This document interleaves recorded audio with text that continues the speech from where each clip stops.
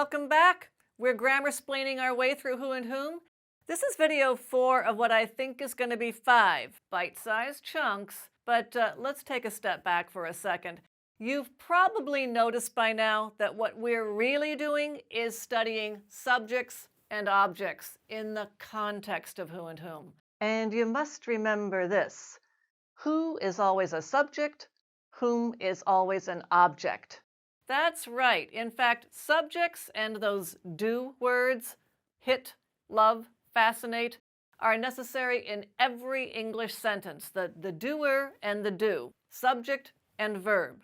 And if you can get on top of those two elements, if you can identify them in every English sentence, and if you can use them properly in every English sentence, you're going to have the vast majority of your grammar problems solved. So let's look at another kind of subject, also kind of an object. You'll see what I mean. Anyway, it stumped some of the finest writers and editors in New York City. Let's bring back that basic sentence structure of ours: subject, does, object. I believe Jack. I believe the truth. It doesn't matter whether it's a person, like Jack, or a thing, like the truth. They're both still objects. But what about a sentence like this? I believe Jack tells lies. What's the object here? Okay, don't overthink it. Just look at the meaning of the sentence. What do I believe? I believe Jack tells lies. That's it. That's the object. But look at that. That's a familiar pattern, isn't it? Jack tells lies. Subject does object. It's a complete sentence. That's right, a complete sentence can be an object. And like any sentence, this sentence within a sentence still has to follow the rules of grammar. If it's easier to think of it in terms of math, then just imagine Jack tells lies is an expression in brackets inside a larger math problem, and you're going to solve from the inside out. Okay, now let's get who and whom in here, and I'll just use a prop, some leftover cake, and I'm going to ask, whom should I give it to? To whom should I give it, right? At whom, around whom, in whom, for whom, through whom, with whom, by whom. Yeah, you remember that. So now let's answer the question. Give it to whoever or whomever wants it. Whoever or whomever. All right, for the purposes of solving this problem, we can snip out that ever, and we're left with who wants it or whom wants it. And we've solved this problem before. Who hit Dempsey? Who loved the same girl?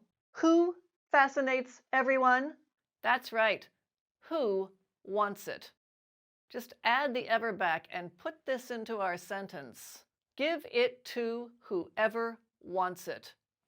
That's the correct sentence. Let's bring back that math analogy, A plus B times C. First of all, you're going to figure out B times C and nothing crazy inside there like trying to divide by 0.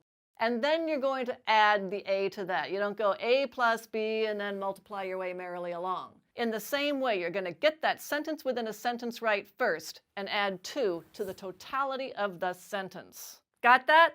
The object can be a complete sentence, but that complete sentence has to follow the rules of grammar. It's fooled some people. Here's Nicolas Niarchos writing in the New Yorker. To turn a profit on the events, Sori would be on the prowl with his camera, selling photographs of the revelers to whomever could afford them. To subject could afford object. Who could afford them? To turn a profit on the events, Sori would be on the prowl with his camera, selling photographs of the revelers to whoever could afford them. Sorry, Nicholas. Let's check out Josh Zumbrun, I hope I'm pronouncing that correctly, of the Wall Street Journal. While tariffs are formally paid by whomever imports the goods, the importers can pass their costs along to consumers. While tariffs are formally paid by subject imports object. Who imports the goods? While tariffs are formally paid by whoever imports the goods, the importers can pass their costs along to consumers. It's true, Josh. Okay, bite-sized chunks, but this concept of a sentence being an object is still a little bit to chew on. Nevertheless, I think I'm going to leave you with a little puzzle. See if Anthony Lane of The New Yorker got this right. More pliable still is the supreme intelligence, an artificial ubermind that rules the Cree and adopts the form of whomever you most admire. Whomever or whoever. If you think you can figure it out, put it in the comments below and we'll talk about it. And as always, thanks for watching and like and subscribe.